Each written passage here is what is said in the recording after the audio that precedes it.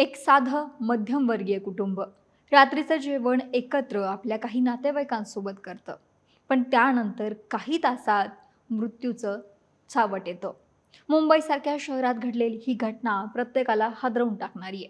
नेमकी विषबाधा आहे की भलतंच कारण पाहूयात व्हिडिओच्या माध्यमातून.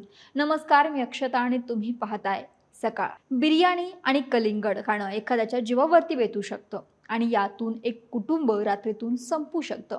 ही घटनाच मुळात हादरवून टाकणारी आहे. ही धक्कादायक घटना मुंबईतील जे मार्ग परिसरामधील पायधुनी या भागात घडली. कलिंगड खाल्ल्यानंतर सगळ्यांचीच तब्येत बिघडली आणि एकाच कुटुंबातील पती पत्नी सोबतच 2 अल्पवयीन मुलींचा असा चौघांचा मृत्यू झालाय. मुंबईतील पायधुनी परिसरामध्ये घाटी गल्ली येथील मुघल बिल्डिंगमध्ये राहणारं डोकाडिया कुटुंब. अब्दुल डोकाडिया, त्यांची पत्नी नसरीन डोकाडिया, 16 वर्षांची आयशा डोकाडिया आणि 13 वर्षांची जैनब डोकाडिया असं छोटंसं कुटुंब. 25 एप्रिल रोजी रात्री 10:30 वाजण्याच्या सुमारास या कुटुंबानं आपल्या इतर 4 ते 5 नातेवाईकांसोबत रात्रीचं जेवण केलं. सगळ्यांनीच बिर्याणी खाल्ली. यानंतर नातेवाईक आपल्या घरी निघून गेले. पण त्यानंतर डोकाडिया या कुटुंबानं कलिंगड खाल्लं आणि सगळेच कलिंगड खाल्ल्यानंतर झोपी गेले. पण दुसऱ्या दिवशी म्हणजेच 26 एप्रिलला पहाटे सगळ्यांचीच तब्येत बिघडली.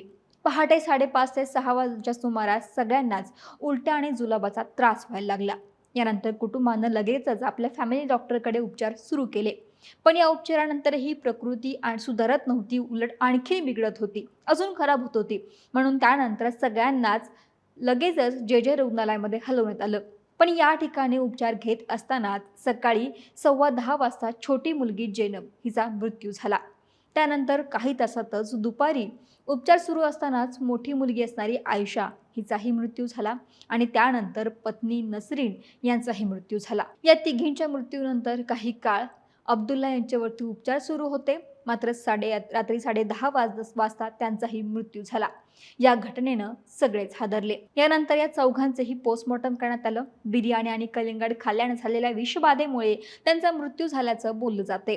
मात्र हिस्ट्रोपॅथॉलॉजी अहवालातून आणि PM रिपोर्टमधून काय समोर येतंय हे पाहावं लागेल. पण दुसरीकडे पोलिसांना भलताच संशय आहे. त्यामुळे त्या अनुषंगाने सुद्धा पोलीस या प्रकरणाचा तपास करतायत. महाराष्ट्रातील सर्व बातम्यांचे विश्वासार्ह व्यासपीठ सकाळच्या सर्व सोशल मीडिया प्लॅटफॉर्मला लाईक, फॉलो आणि सबस्क्राईब करा. तसंच सर्व नोटिफिकेशनसाठी बेल आयकॉन प्रेस करायला विसरू नका.